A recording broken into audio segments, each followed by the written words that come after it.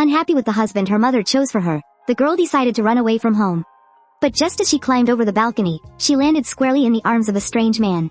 She had no idea the man was her future husband and mistook him for a new guard in the house. "I'm running away from my wedding. Could you please carry me to the gate?" It was rumored that the Duke's young princess was an absolute beauty, the dream girl of thousands of men. Her coming-of-age ceremony made her the talk of the imperial capital's social scene. The reason the Duke's daughter was so rarely seen in public sparked all sorts of speculation. Some said she was abused by her parents. Others claimed she could only survive by drinking morning dew, or that she had a terminal illness. Some said the sunlight would make her skin fester, while others whispered she was under a witch's curse. They said if she left the duchy, she would dissolve into sea foam. But no one could have possibly imagined that the real reason this supposedly pure and flawless Duke's daughter never left home was simple. She was thoroughly and completely spoiled by her family. As the only daughter of the Wentworth family, Vivi had been doted on since she was a child. When she ate strawberries, she only ate the very tip. The bottom parts were left for the dog and her father. If she had to walk more than 1 meter, she needed to be carried. Thanks to her family's coddling, even her own mother couldn't help but complain. "Perhaps it's because of this that your father took your brother and ran far, far away." The mother sobbed pitifully, while secretly peeking at her daughter. But to her surprise, Vivi had accidentally fallen asleep, hugging her pillow and blowing snot bubbles. Annoyed, her mother poked her silly daughter. "Now, everyone outside is spreading rumors that I've imprisoned you. They've even formed a princess guard to rescue you."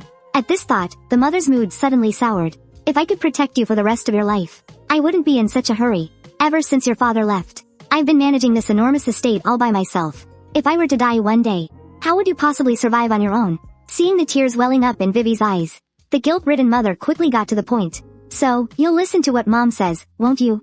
The maids, who had been ready for some time, appeared in an instant. "Well then, pack your bags and get ready to leave." Vivi was instantly dumbfounded. She clutched her mother's sleeve, looking utterly pathetic. "So, Mom, where are you sending me?" Her mother looked at her sheepishly. "Didn't I just tell you? I found a man you can entrust your life to. He is Victor, the leader of the Lion's Pride." The Lion's Pride was a ghost army unrecognized by the royal family, made up of war orphans and exiles. From the royal nobles down to the common folk, everyone trembled in fear at the mere mention of the name, especially their leader, Victor. It was said that to obtain his indestructible body, he even made a deal with a demon. Now, with the king gravely ill, the first prince, who has the right of succession, and the second prince, backed by the queen, are both desperate to expand their power. Everyone is watching to see which side the Duke will support. Vivi is the Duke's only princess. Sending her away is the only way to prevent her from becoming a pawn in this political struggle. If it weren't for the Queen's help back then, I wouldn't have my current position as Duchess. Now, all I can hope is that after Vivi leaves, the Queen can find another suitable marriage alliance. However, at that very moment, Vivi was shivering under her blanket. She had heard a rumor from the butler that Victor was 2.5 meters tall, with thighs as thick as water barrels. They said he could crush 2 college students with a single hand. Just as she was overcome with fear, she suddenly heard someone call her name. Miss, over here." Vivi slowly shuffled towards the door. The maid, however, handed her a book and a rope. "The men from the Lion's Pride have arrived to pick you up. If you're going to run, now is your last chance. This is the last thing we can do for you. No matter what you decide, we will support you." Vivi looked at the rope in her hand, completely baffled. "How do I use this? Is it supposed to be used like this?" She pondered for 2.5 minutes. That can't be right. So, she opened the book. 100 questions for runaway noblewomen. Are you troubled by your parents' stubbornness? Are you anxious about your current situation? Vivi nodded frantically. Yes. That's me. This book compiles the real-life experiences of 100 runaway ladies to help you perfectly plan your escape. Escaping through the main gate is too conspicuous. A rope is undoubtedly your best option. So the rope is for escaping from the balcony. With a snap, she shut the book. She threw the rope down from the balcony, holding onto the fine virtue of "I'll deal with the consequences later." The young lady began her great adventure. But the very next second, the adventure was declared over. Because the rope wasn't long enough, she was left dangling in midair. Below her, a man stared up at her awkwardly. Just then, the rope snapped. Vivi landed perfectly in the man's arms. She felt his strong pectoral muscles. Is he a new guard? At that moment, a brilliant idea popped into her head. "Excuse me, could you please take me to the exit? I'm running away. But, walking on my own is just too tiring." After saying this, she fainted in the man's arms. But what she didn't expect was that the man in front of her was none other than her future husband, who had come to pick her up.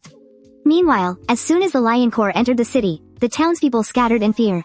One of them couldn't help but complain. If the boss had accepted the Emperor's reward back then, our reputation would probably be much better, right? You know how much the boss hates the ways of the nobility. There's no point complaining about it now. But that was exactly why they were so curious. Their boss, who used to despise nobles, had now traveled over mountains to get here. He even left the main group early, just to personally welcome a duchess's daughter. Don't you guys think something is off? Everyone nodded in agreement. Don't tell me the boss is lovesick. Just as they were speculating, their gazes unconsciously turned in the same direction.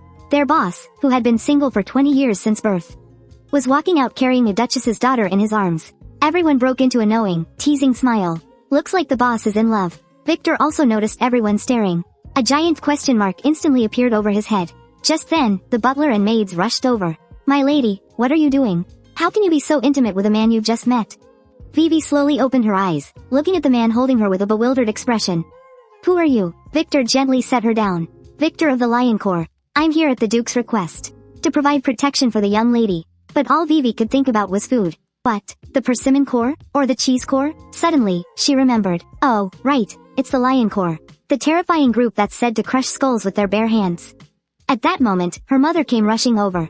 She pulled Vivi into a hug. Oh, I'm so glad you're all right. I was so worried, but the tender moment didn't even last 2 seconds. Her mother grabbed her cheeks angrily. You've really gotten bold, haven't you? Daring to run away from home now. This left the members of the Lion Corps completely baffled. Afterward, the Duchess instructed the maids to take the young lady to change her clothes. She had something important to discuss with Victor, so the two of them went to the back garden of the ducal manor. I heard you had an audience with the first prince? He wants to absorb the lion's pride into the official army. Congratulations to you. Becoming an official army doesn't just come with full benefits, you'll also receive a substantial military fund each year. Before she could finish, Victor interrupted her. I refused. The lion's pride has its own code of justice. We will never become the royal family's puppets. As for military funds, thanks to the land you granted us, we are currently self-sufficient. I will definitely repay you for this kindness. The Duke gave a satisfied smile. I knew I wasn't mistaken about you. I need you to keep what I'm about to say a secret. Otherwise, it will bring disaster upon us both. Within 2 years, the ducal family will join forces with the Empress to stage a coup and help the second prince ascend to the throne. Victor's expression immediately darkened. This is treason. I know. That's why, regardless of success or failure, I need you to ensure Vivi's safety. And so, after her talk with Victor, the Duke decided to send her daughter away immediately. Because if she stayed even a moment longer, something unexpected could happen. A moment later, outside the gates of the ducal manor, the Duke slowly walked toward her daughter. My dearest Vivi, the conditions there are not as good as in the ducal manor.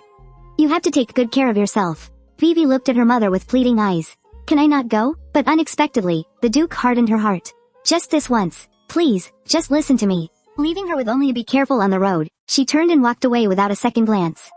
Vivi stood there for a long time, before finally, silently, nodding her head. And just like that, she embarked on the first journey of her life. Duke led her people and stood at the gate, watching the departing carriage with a reluctant expression. Only when it had completely disappeared did the Duke finally speak. Since the day Vivi was born, we have never been apart for this long. Do you think she'll resent me for this? The head maid comforted her. Please rest assured, Your Grace. For Lady Vivi, this is sure to be an unforgettable journey. As a Duke's daughter traveling for the first time, she was filled with curiosity about everything around her. But the long trek soon lulled Vivi into a deep sleep. But when the carriage entered a steep mountain road, a sharp turn jolted her right off the bed. Before she could even process what happened, the next second, the carriage crashed into a large tree, throwing her a good 10 meters away. She had no choice but to stop the carriage driver. And as the most beautiful woman in the empire, the moment she stepped out, she caught the attention of everyone in the Lion's Pride. Is that the legendary Duke's daughter? She's so elegant, and her dress is beautiful. But, why, does she look like that after just a carriage ride? At that moment, Victor walked over. Why did we stop suddenly? We're still a long way from the scheduled resting point. The driver hurriedly explained, The Duke's daughter said she isn't used to riding in a carriage. On the other side, Vivi was like a child who had done something wrong. She fidgeted with her fingers, standing there guiltily. When she looked up and saw Victor's grim face, she got scared and quickly hid behind the driver. Victor, however, remained completely stone-faced. Next time, report it before you stop. With that, he turned and left, leaving Vivi standing there, trembling. Just then, one of his men hurried to catch up. Captain, you're so dense. You could at least be a little gentler with a girl. Aren't you sweet on that little lady? Be careful, or she'll end up not liking you. Before he could finish, Victor cut him off. I'm not. I don't. Stop talking nonsense. I was simply entrusted by the Duke to look after her for 2 years. After all, the Duke did tell me that this little daughter of his has been spoiled rotten. When she gets to the Lion's Pride, don't go easy on her. Train her however you see fit. At the time, Victor didn't think much of it. Aren't all Duke's daughters like that? How spoiled could she be? My daughter needs someone to carry her when she walks and to feed her when she eats. She even needs servants to bathe her, and she'll never wear the same clothes twice. On top of that, she's extremely wasteful with food. Hearing this, Victor's face went black. He swore then and there that he would break her of these terrible habits. Even so, Captain, you don't have to be so harsh with her, do you? Victor, however, looked completely baffled. After a long silence, he asked blankly, have I? Hearing this, his subordinate nearly rolled his eyes. This guy has absolutely no self-awareness. But for the lion's pride, the captain's will is everyone's will. If the captain acted cold, naturally no one else would dare to get close to her. For someone who had just joined the group, it was an unprecedented kind of torment. They soon arrived at their resting spot after a long day of travel. Everyone could finally relax, with one exception. That was Fried, the lion's pride's only mage, and the one in charge of the team's meals. At that moment, he was under an incredible amount of stress. Vivi was standing right beside him, staring at him without a word. WHWHWH what? What are you staring at me for? DD do you wanna fight? He sized up the Duke's daughter. Stunning looks, noble birth. Just looking at her made his hair stand on end. He'd already tried to stay as far away from her as possible. So why was she staring at him now? Suddenly, a horrifying thought struck him. Could it be, she finds me disgusting? Vivi looked at him with a haughty expression. Your very presence pollutes the air. Could you please just disappear from this world? A cold sweat broke out on his back. If that's how it is, then let's just get it over with. Let's disappear along with the whole world. As he said this, he began to channel a spell, but a goofy-looking guy suddenly appeared and stopped him. He looked at Vivi, completely bewildered. Did you two have a fight? Vivi shook her head like a rattle drum. She had no idea what was wrong with him. She was just simply hungry. A moment later, a steaming bowl of food was served. Vivi stared at the food she'd never seen before, hesitating for a long while, afraid to take a bite. But after seeing the goofy guy wolf as down, she also picked up her spoon. She cautiously took a small taste. But the next second, her face turned grim. With a thud, she collapsed to the ground. Meanwhile, Victor was in his tent, studying strategy. Just then, a subordinate ran in frantically. Captain, it's an emergency. Duke's daughter, she's fainted. By the time Victor rushed over, he found Vivi lying on the ground, looking terribly pale. Her whole body was trembling uncontrollably. She was fine just a moment ago. How did this happen so suddenly? Could she have been poisoned? Victor picked her up. She didn't have a fever. And her breathing wasn't labored. What in the world happened?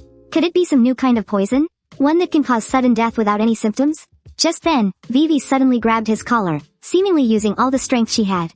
In the end, she only managed to utter a single word. So what? Just as Victor was standing there, completely baffled, Vivi's next words would shock him for the next 800 years. She painfully uttered 3 words. It's so awful. And those words just floated through the mountains, echoing in everyone's ears. It's so awful, awful. Fried was so angry he rushed forward, ready to fight. Don't hold me back, let me at her. Just then, a commanding, red-haired woman stepped forward. What should we do, boss? Should we make a separate meal just for her? But Victor refused her outright. Tomorrow, I'll take her hunting. Since she's unwilling to eat food brought by others, she can learn to hunt for herself. The morning sunlight streamed through the forest. On horseback, Vivi looked valiant and impressive. She drew her bow, aimed at her prey, and in the next second, a wild boar was pierced by her arrow. Vivi had successfully learned how to hunt. However, this entire scene was just a figment of Victor's imagination. Meanwhile, Vivi was also imagining the hunt. Wild boars are so scary. Early the next morning, as they prepared to set off, Vivi looked at Victor apprehensively.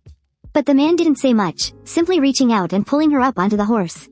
Soon, the two of them arrived at a steep mountain range. They had to cross it to reach the hunting grounds. They stood quietly, looking at the rugged mountain path. We have to slide down from here. Can you do it? Vivi shook her head frantically. Before she could even react, a pair of large hands had already lifted her up. Victor hoisted her onto his shoulder and charged down the slope at what felt like 80 miles per hour. They quickly reached the bottom, and Victor could feel her trembling on his shoulder. The girl must be terrified, he thought. Can't you handle a little scare like this? After all, she grew up completely pampered. However, the moment Victor turned his head, he was met with Vivi's sparkling eyes. That was so much fun. Let's go again. Victor was left speechless. But who was he to refuse, having been entrusted with her by the Duke? And so it went. Victor carried her, running back and forth over a dozen times. And this was the first time he had ever seen Vivi smile so happily. In that moment, the man finally understood. No wonder the Duke insisted on sending her away, even if it meant fighting alone. This girl was completely spoiled. She had 0 defenses against the outside world. And since the Duke had entrusted her to him, it was his duty to prepare her for the future. At least, for the next 2 years. He had to teach her some survival skills. So, when a venomous snake prepared to ambush Vivi, Victor mercilessly sliced it in half with a single stroke, then acted as if nothing had happened at all. He silently followed behind the girl. Soon, the two arrived at a place teeming with wild animals. With a flick of his wrist, Victor brought down a small deer that now lay at his feet. But such a small animal was nowhere near enough to feed the whole troop. However, he didn't seem to notice a large black bear revealing its ferocious glare right behind him. Without even turning his head, Victor took care of the bear behind him with his sword. And Vivi, sitting in a tree, quietly watched everything unfold before her. She watched as Victor dismembered the animals, his movements as fluid and natural as flowing water. In just a few swift moves, he packed up the chunks of meat and then, just walked away. Vivi was utterly baffled. He's just, leaving like that? Did he, forget something? 2.5 minutes passed in complete silence. Victor rushed back in a panic and finally lifted down Vivi, who had tears welling up in the corners of her eyes. Whoops, I almost forgot about her. He cleared his throat awkwardly. Did you see the demonstration clearly? Now, it's your turn. Victor noticed something. This young Duchess rarely seemed to speak. Even when he left her behind just now, she didn't make a peep. Could she have some kind of psychological issue? Seeing a group of fawns up ahead, Vivi decided to give it a try. But even though she used every ounce of her strength, the bowstring in her hands didn't budge an inch. It seemed this bow wasn't right for her either. We'll have to get her a child's bow next time. And so, Victor decided to teach her himself. You can't use brute force to draw a bow, or you could get hurt. Spread your feet shoulder width apart. The string should be pulled back to the level of your mouth. Aim at the target, and release. With that, he scored a headshot. Vivi, standing beside him, was completely stunned. Now it's your turn. Vivi eagerly took the bow and began to practice over and over again. But even though she tried her hardest, the results were still disappointing. She couldn't pull the string all the way back, her hands were unsteady, and her breathing was a mess. Although these were all common mistakes for a beginner, Victor could sense that she was in a real hurry. What was she in such a rush about? He watched as the exhausted Vivi still tried to draw the bow. The man walked up and stopped her. That's enough. Practicing like this is pointless. What are you so worked up about? Victor looked at the young girl's face as Vivi panted heavily. Her big eyes blinked as she stared at him. Worked up? What's that? Can you eat it? I don't know what you mean by worked up. But I do want to get results as fast as I can, because you're incredible, Victor. All of you in the Lion's Pride are incredible. Whether it's your vision or your courage, or your skills and experience. Every single one of those things must have been honed over decades. You're completely different from someone like me, so I can't help but wonder. If I could be as strong as all of you, maybe I wouldn't be such a burden to my mother. Victor was clearly stunned by her words. He strode over to Vivi. Looking at the girl fighting to hold back her tears, the man grasped her hands firmly. He leaned in close to her ear and slowly began to speak. Whoa, you can actually speak in full sentences? It was the first time he'd ever heard her say so much at once, and for a moment, he didn't know how to react. She used to just force out one word at a time. Then, he noticed the pain in Vivi's expression. How is a rough guy like me supposed to comfort her? After thinking for a long moment, he finally spoke. The first time I ever held a knife, I was only 6 years old. What I was facing wasn't a beast or a monster. It was a person. There were years of famine back then. Some people got so hungry, they started going after kids. So many years have passed. And although he's killed his share of vicious criminals, that one time is something he can never forget. Most of us in the Lion's Pride are the same. We've all had similar, tragic pasts. That suffering is what made us strong. But if we had the choice, who would want to live a life constantly on the run? Victor gently stroked the girl's forehead. It's not your fault that you grew up in a wealthy and comfortable environment. You don't need to feel guilty about it. You don't have to be strong to protect the people you care about. It's having people you want to protect that makes you stronger. Vivi, you have to believe me. That day isn't too far off. Hearing that really inspired Vivi. So, is there anything I can do to help right now? Victor thought she was adorable, but he remembered a guy has to keep his composure. So he pretended to be calm and said, alright then, you can. Go pick some fruit to take back. Then, he lifted Vivi up high so she could pick the fruit. They gathered mushrooms in the woods, and finished by digging up some sand potatoes. In just one afternoon, Vivi had gathered a huge harvest. Seeing her radiant smile, Victor's heart warmed up as well. They didn't get back to camp until evening, where they used the ingredients to make a delicious pizza. Everyone praised how capable Vivi was, but the mage, Fried, was an exception. Sand potatoes are bitter and gross this time of year. You've completely ruined some perfectly good meat. Hearing this, the girl lowered her head, feeling guilty. Meanwhile, Fried, whose little scheme had worked, had a smug smile on his face. But in the next second, Vivi suddenly leaned in close. She looked at him, blinking her big, watery eyes and asked, Is it really that bad to eat? Fried felt a pang of guilt. Looking into her clear, innocent eyes, he found her completely impossible to resist. Well, it's just, I guess it's not totally inedible. This stunned everyone standing nearby. Fried, the guy with the sharp tongue, was actually praising someone's cooking. In an instant, Vivi was back to her cheerful self. Fried, on the other hand, turned bright red with embarrassment. Why you? Just stay away from me. Meanwhile, Victor was leaning against a tree, watching the scene unfold with a smile. He never thought the pampered young lady would fit in with the lion's pride so fast. Soon, it was the next day. Victor was woken up early by a commotion outside his tent. He'd been up all night studying strategy, so he was in a really foul mood. He looked out at the bustling, lively scene, and Victor was curious about what was going on. Oh, them? They just wanted to cook something nice for Lady Vivi. I'm not sure why, but it turned into a competition. Everyone wants to get the lady's approval, and any extra food gets snapped up right away. The main thing is, nothing goes to waste. But this warm and cheerful scene brought back some bad memories for Victor. There was a time when he wasn't accepted by the team either. Some thought he was just putting on a tough act, while others refused to partner with him. It took fighting alongside them in one life or death battle after another for him to slowly gain their acceptance. And to finally become one of the lion's pride. You know, it took him 3 whole years to fit in. But this girl became the darling of the group in just one day. Watching their happy interactions, the little boy's heart silently shattered. In the middle of the crowd, Vivi was being lifted up high. And at that moment, she saw his lonely figure. She struggled to be let down and jumped to the ground. Then she ran right up to Victor and gently tugged on his sleeve. She then held out the food in her hands. Here, eat with me. For a moment, it was as if Vivi was glowing, lighting up the withdrawn little boy's world. He took the food, his heart filled with emotion. But when he looked at the container, he had a nagging feeling that something wasn't right. It was a special mixed stir-fry, minus the meat. Just a wooden bowl full of green vegetables. Where's the meat? Vivi looked away, a guilty expression on her face. The next thing she knew, Victor was pulling her away to a secluded spot. Victor handed the bowl to her. Here you go. I'm going to watch you eat every last one of these vegetables. Go on, hurry up. No picky eating. Meanwhile, the onlookers. Quick, look. The boss and the Duke's daughter are kissing. I told you there was something between them. Fried, however, silently grumbled to himself. You guys must read too many romance novels to be so accurate. Just as the group was enjoying the moment, Big Beard suddenly had a bad feeling. Although the current members of the group had all accepted the Duke's daughter, the same couldn't be said for the people back at camp. Everyone instantly understood. The others would be fine, but then there was that woman. She definitely wouldn't let this go easily. Soon, the main party set off again. Vivi also fell into a deep sleep in the carriage. As they passed through a rugged valley, the girl was bounced onto the floor like a rubber ball. But by now, Vivi was used to it. Before she could even cry out in pain, a snot bubble was already forming at her nose in the next second. Since they were unfamiliar with this terrain, Victor ordered everyone to be on high alert. As expected, the unexpected happened. Suddenly, there was a commotion behind them. A giant boulder came rolling down from the mountaintop, heading straight for Vivi's carriage. Vivi was woken up by the noise outside. Just as she groggily opened her sleepy eyes, she was grabbed by the scruff of her neck and yanked from the carriage. Immediately after, the carriage was smashed to pieces by the falling rock.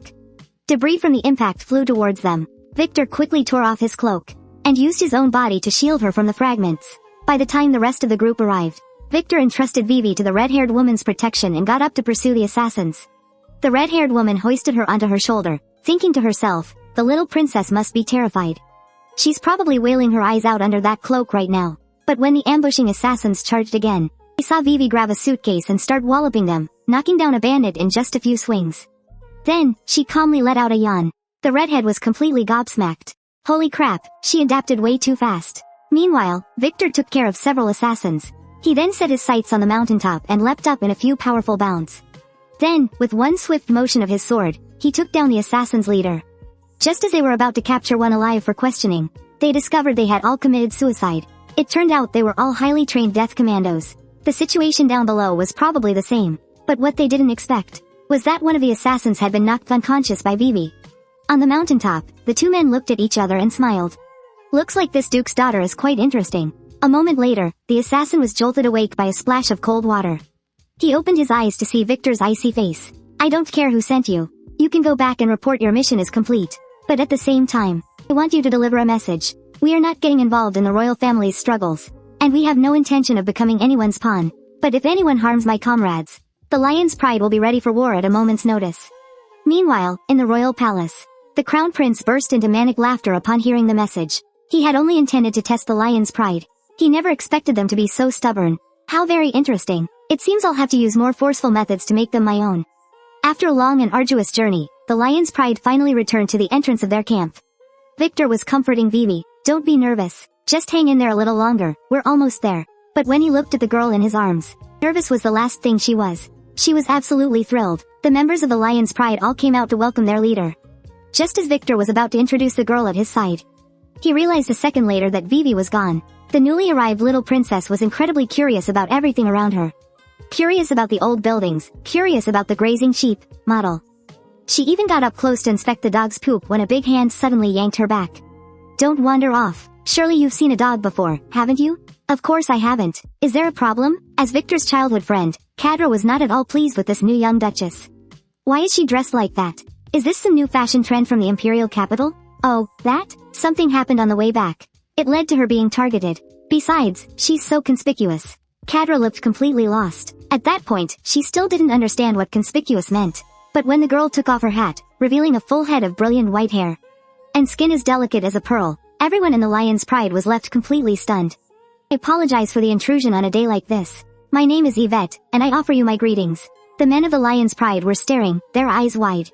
A bunch of rough brutes like them had never seen anyone so refined. A few of them huddled together, whispering for a moment, before finally pushing one person forward as their representative. THTH that is. We've all been here for many years. So if there's anything you need, you can always ask us. Thank you for your kindness. I'll be in your care from now on. This ladylike display left Blondie and the bearded guy completely stunned. She certainly wasn't acting like this on the journey here. While Vivi was busy looking prim and proper, Victor walked over and bonked her on the head. Everyone in the Lion's Pride is family. You don't have to be so formal around them. Also, let me introduce you. This is Kadra. She's the head of our logistics department. She'll be looking after you from now on. To welcome the Lion's Pride, the head chef had specially prepared a sumptuous dinner. The sight made Vivi's mouth water, and even the bearded man was moved to tears. After eating terrible food for the entire trip, we finally have a decent meal.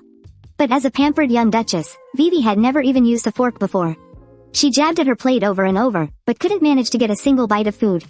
Just then, head chef Marlene appeared behind her. Little sis, it's your first day here, so I've prepared a special dish just for you. Hearing this, everyone's face turned pale with dread. Here it comes, here it comes. The big sis's special welcome for the newcomer. They all remembered how horribly they were tormented back in the day. Was Vivi about to suffer the same fate? The moment the lid was lifted, Vivi felt her scalp crawl. It was a horrifying, tentacled squid, and its tentacles were still wriggling frantically. This is my proudest creation this year. Go on, try some. Terrified, Vivi shook her head again and again, every fiber of her being filled with refusal. Victor gave Blondie a meaningful look, and he instantly got the message. He quietly snuck up behind the girl, and while she was distracted, the next second, the food was stuffed into her mouth. At first, Vivi was still struggling, but after chewing for a moment, she realized it was surprisingly delicious. Marlene watched her with a wide grin. Is it good? This is the most delicious thing I've ever eaten in my entire life. The members of the Lion's Pride let out a cheer. Big Sis's special cooking might look terrifying, but it has never disappointed on flavor. After the banquet was over, Victor began to reassign daily duties. Those whose names I call will follow the new roster. Those I don't call will stick to their current duties. Lin Zheqing, Rosanna, you're on daily reconnaissance. Arthur and Nia, you'll be responsible for guarding the east side of the base. Additionally, because some of our members eat way too much, head chef Marlene's workload has become too strenuous. We need a little helper to handle the ingredients now, Yvette. I'm putting you in charge of it. Just as Vivi was looking completely bewildered, the red-haired woman leaned in and whispered to Victor, she is a noble lady, after all. Is it really appropriate to have her do such manual labor? Victor was resolute. The Lion's Pride doesn't harbor idlers. Besides, a person's strength isn't only measured by their fighting ability. Stamina, endurance, eloquence, and how to handle interpersonal relationships. These are all part of one's personal abilities. It's a necessary path for the Duchess's growth. Evie was instantly encouraged. Then leave this difficult task to me. So, early the next morning, the head lady assigned Vivi to deliver vegetables to the kitchen. But as she was humming a little tune, trotting along cheerfully, a figure suddenly blocked her way. Well, if it isn't the Duchess. Remember who I am? I remember. Godzilla. It's Kadria. Kadria told herself she had to stay calm. I absolutely cannot lose the upper hand. Since she loves working so much, then I'll just let her do the most tiring and filthiest work. Put those ingredients down. I'm going to give you a different job. I'm in charge of all the logistics in the Lion's Pride. You have to do whatever I tell you to do. So, your next job is to clean the sheep pen. However, Vivi was only stunned for a moment. Then she immediately started humming a little tune and set off again. Let's go. Off to clean the sheep pen. This left Kadria staring in disbelief. Is there something wrong with this woman? A moment later, the girl grabbed a bucket, ready to start her work. Her elegant demeanor and stunning looks made all the passers-by feel compelled to greet her. She's even more beautiful up close. No wonder the chief takes such good care of her. Following behind, Kadria was about to explode with rage. Go ahead and laugh, Yvette. Just you wait. Once my plan is in motion, you won't be laughing for much longer. It turns out, to get Vivi kicked out of the Lion's Pride, Kadria had come up with a territory defense plan. Step 1. Lure the Duchess into doing a job she's not skilled at. Step 2. Sabotage her work and frame her for the mistake. Step 3. The captain discovers the trouble caused by the Duchess and flies into a rage. And the final step is to kick her out of the Lion's Pride. Kadria couldn't help but feel smug at the thought. Such a perfect plan. Look at how clumsy she is with her work. Maybe I won't even have to lift a finger. However, just as Kadria was lost in thought, Vivi had already accidentally knocked over a shelf, and bottles and jars went scattering all over the ground. She'd expected the Duchess to be useless, but she hadn't expected her to be this useless. Kadria tried to calm herself down. What in the world happened? She's been in there for less than a minute. How did she make such a mess of the sheep pen? This is good, though. At least now she should realize how foolish she is. However, after a moment of thought, while no one was looking, Vivi hid the broken shards. What is she doing? Hey, you can't just pretend nothing happened. Kadria couldn't help but cry out, and was almost discovered by Vivi inside. I originally thought she was some delicate little flower, but it turns out she's incredibly thick-skinned. Can't let her go on like this. Otherwise, before I even manage to get rid of her, the Lion's Pride will go bankrupt from the financial crisis. So, as Vivi would clean something up, Kadria would be right behind her, cleaning up her mess. Vivi started to feel that something was strange. Why'd I get the feeling someone's behind me? Or is it just my imagination? Kadria waited until Vivi left before crawling out of the haystack. Ah, it stinks so bad. Meanwhile, the redhead was working in the fields. Seeing Vivi, she called out to her from a distance. Hey, Vivi. How's the work coming along? Vivi didn't say a word. Instead, she confidently gave a thumbs up. The redhead chuckled at her cute gesture. I never thought our Vivi was so capable. Looks like I underestimated you. But didn't the captain assign you to help the others? Why are you herding sheep out here? Someone told me to do it. I think her name was Tesla or something. It's interesting. You mean Kadra, right? The blonde man gave a knowing smile. I think I know what's going on. Kadra was so angry she was rolling around on the ground. I'm so tired, so exhausted. This is 10,000 times more tiring than my own work. What on earth am I even doing? She lay on the grass, quietly watching the sky. Even the clouds drifting by seemed to form into images of the captain and Vivi being all lovey-dovey. Just as she was drowsily drifting off to sleep, a sheep's rear end suddenly slammed into her face. Who the hell was that? Kadra had just barely opened her eyes when she saw Vivi staring down at her, holding a stinky sheep in her arms. She was so scared she immediately scrambled back 2.5 meters. Why you? What do you want? A little while ago, Arthur said you were probably making things hard for yourself again. So I came to check on you. Earlier, back in the fields, Arthur had mentioned that Kadra had a crush on Victor. The redhead was completely shocked when she heard. Kadra, likes the captain? Why are you so surprised? Isn't it obvious to anyone with eyes? The redhead suddenly had a revelation. No wonder she was always secretly watching the captain. I thought she was just like me. Wondering what makes the boss so strong. Kadra must feel that the captain is giving you too much attention. That must be why she's resentful. So no one actually told you to do all that heavy work. She just wanted to bully you. Anyway, just be careful around her. It's best not to provoke her. After the blonde man left, Vivi kept thinking, why? Why doesn't Kadra like me? She was distracted even while herding the sheep, her thoughts wandering from trivial matters to the mysteries of the universe. So, the moment she saw Kadra coming out of the sheep pen, her first instinct was to go and ask her directly. Kadra was completely stunned. So, you just came right out and asked me? Vivi nodded firmly. Is there a problem? Terrifying. This woman is absolutely terrifying. So why? Why would you do that to me? Kadra was silent for a long moment. You're asking why? Of course, it's because I hate you. The man I've been in love with for over 10 years suddenly brings back another woman, taking such good care of her and acting all intimate with her. How do you think I'm supposed to feel? Should I just try to get along with you? Absolutely not. Scenes from the past flashed through her mind. Kadra still remembered the first time she met Victor. From that moment on, she vowed she would marry him. I'm the one who's known him the longest. Why did you have to show up all of a sudden? Vivi still looked completely baffled. Did I do something wrong? Oh, plenty. First of all, riding on the same horse. You shouldn't have. But, since the carriage was broken, I'll let that one slide. Second, couldn't you get off the horse by yourself? You touched his hand, didn't you? You two definitely touched, right? But the worst part is, he actually picked you up with just one arm. Those are things you're only supposed to do with someone you love. You're just so indecent, wanton and shameless. Vivi remained silent, just hugging the little lamb in her arms tighter.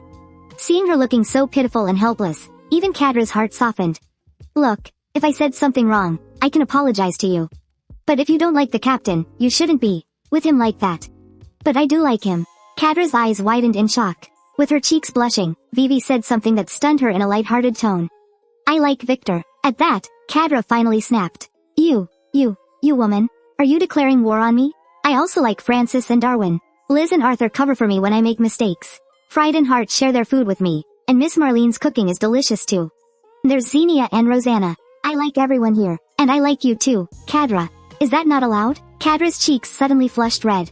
It was only then that she realized the like Vivi was talking about wasn't what she thought it was at all. Before she could get any sentimental words out, she suddenly heard the red-haired woman shout from behind her. Vivi, come back. Your sheep ran off again.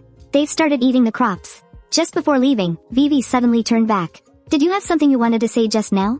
Kadra's expression changed in a flash. Nothing. Now get lost, you big idiot. Kadra only let out a long sigh of relief after Vivi was far in the distance. Talking to her is more exhausting than cleaning the sheep pen. Just as she was about to take a break, the blonde guy suddenly appeared.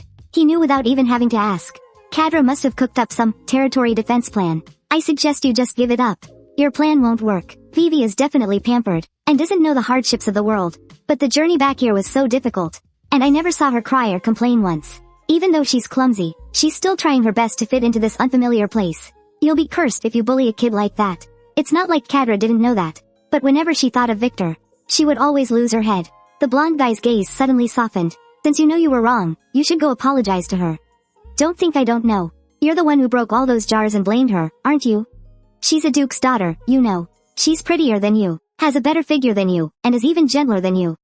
Jealousy is really making you ugly. How could the captain possibly like you when you're like this? But before he could finish his sentence, he was knocked out by a single punch from Kadra. He was sent flying into the sky, spinning a full 360 degrees.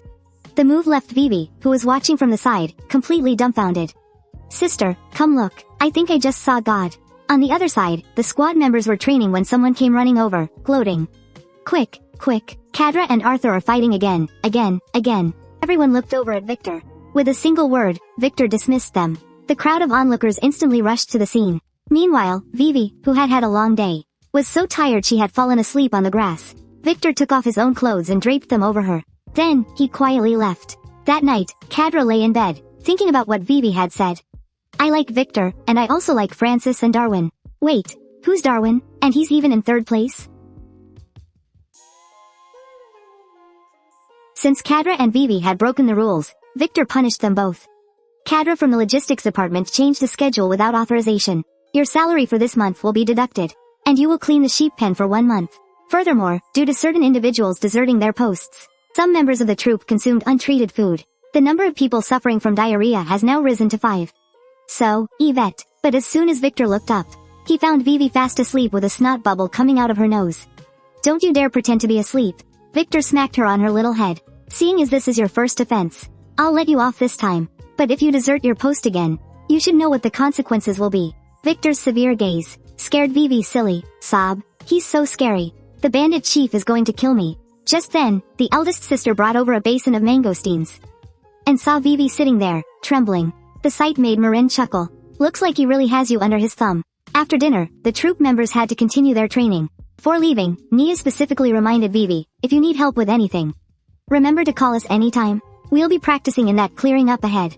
Just shout from your bedroom and we'll hear you. Vivi nodded. Then, she pattered back to her room. Time for a little bath. She pushed the door open with a bang.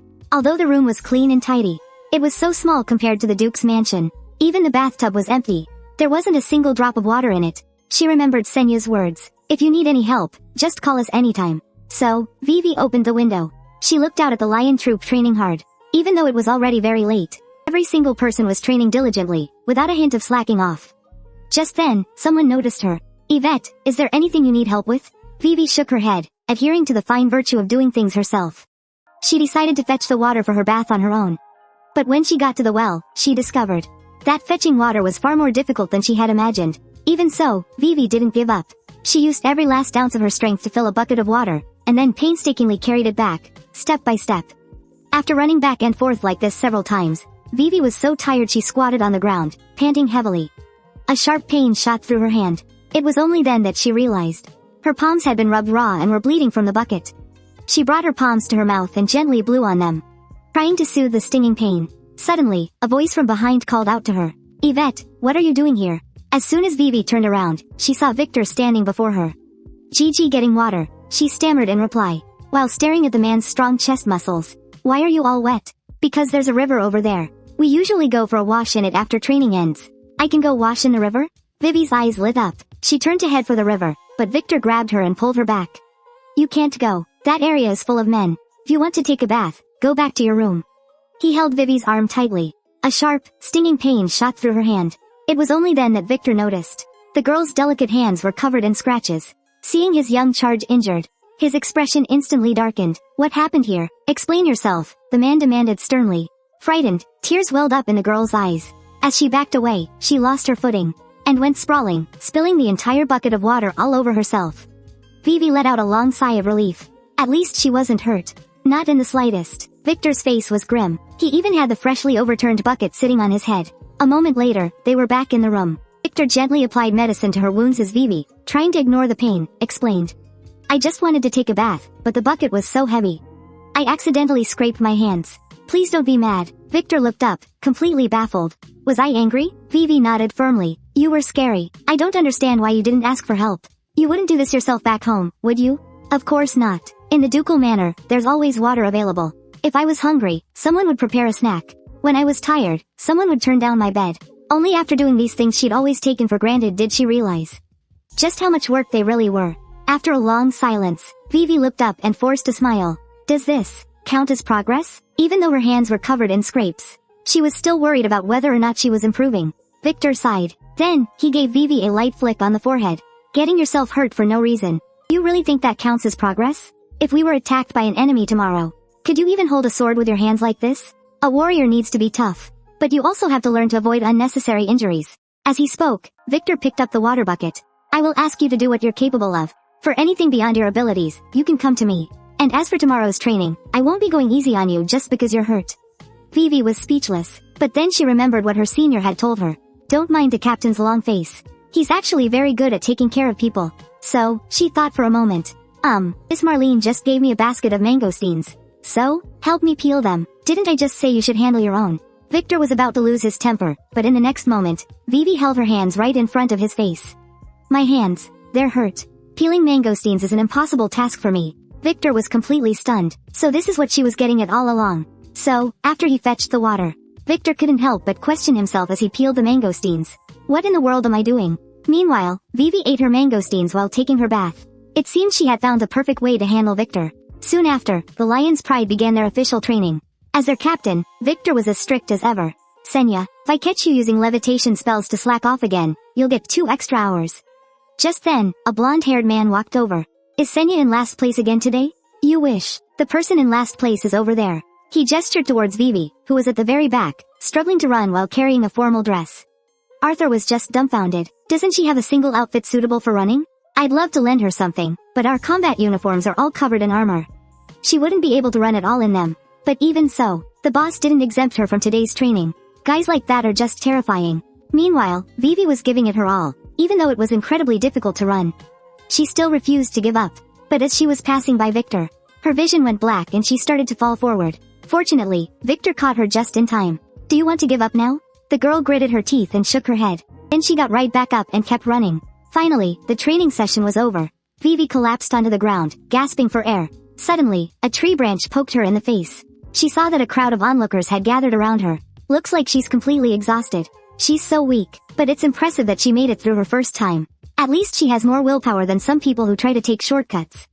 Just then, Victor walked over. What are you all doing crowded around here? Yvette, I'm going into town this afternoon to pick up some supplies. You come with me. Hearing this, everyone's jaw dropped. Isn't Big Sis usually the one in charge of getting supplies?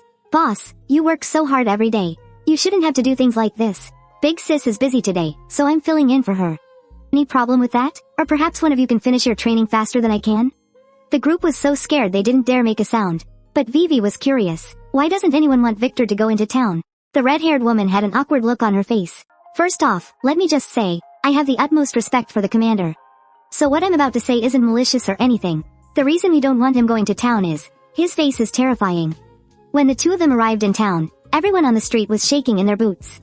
Victor intended to buy some rations first, but when the vendors saw his grim, terrifying face, They either abandoned their stalls and ran for their lives, or they grabbed their children and started bawling. Just then, a hand rested on his shoulder. Victor turned around, and saw Vivi forcing a painful-looking smile. Why don't you try smiling? Maybe that would help? Following her advice, Victor tried to copy Vivi's expression, and cracked a terrifyingly friendly smile. Oh man, it was better when he wasn't smiling. The smile made him look even scarier. Vivi reached out and gently smoothed the wrinkles on his forehead. Try not to frown. There, that looks much better. Feeling a girl's gentle touch for the first time, Victor suddenly felt his cheeks burn and a wave of heat wash over him. Nearby, a vendor was silently praying. When he looked up, he saw Victor standing right before him. But on closer inspection, he seemed bearable. And so, with Vivi's guidance, Victor successfully completed his first supply run. But they hadn't even taken a few steps when they caused a commotion in the street. Vivi's elegant demeanor and stunning beauty drew a crowd of onlookers who stopped to stare. Wow, she's gorgeous. But the guy next to her looks so intimidating. What's the deal with them? I've never seen them around before. Victor was completely baffled by all the staring. Everyone seems so uncomfortable today. Is it just me? Let's just hurry and get what we need so we can go back. And so they walked on, with a group of people trailing sneakily behind them. But whenever Victor turned around, everyone would suddenly pretend to be minding their own business. A little while later, they came to a clothing store, where Victor thoughtfully picked out some clothes for Vivi. Looking at the strong country style, it looks just like what people on the street are wearing. Maybe it's a popular style this season. Alright, this one then. Just as he was about to pay, a group of people suddenly jumped out and stopped him. No way, how can you let a pretty young lady wear these kinds of clothes? You'll be punished by the heavens for this. Shopkeeper, bring out the best dress you have in the back. Moment later, Vivi made a dazzling entrance. Her out-of-this-world beauty stunned everyone. And you just wanted to put her in that frumpy outfit? Take a look for yourself, does this seem right? Victor held back his frustration for a long time, but in the end, he helplessly had to give in. Seeing this, the crowd finally let their guard down. What was all that about? He looks so intimidating, but he's actually quite reasonable. And so, Vivi was completely surrounded, with everyone scrambling to get on her good side. Just then, someone in the crowd asked, "What's the relationship between you two?" Vivi was stumped. She looked over at Victor. She thought for a long time but didn't know how to answer.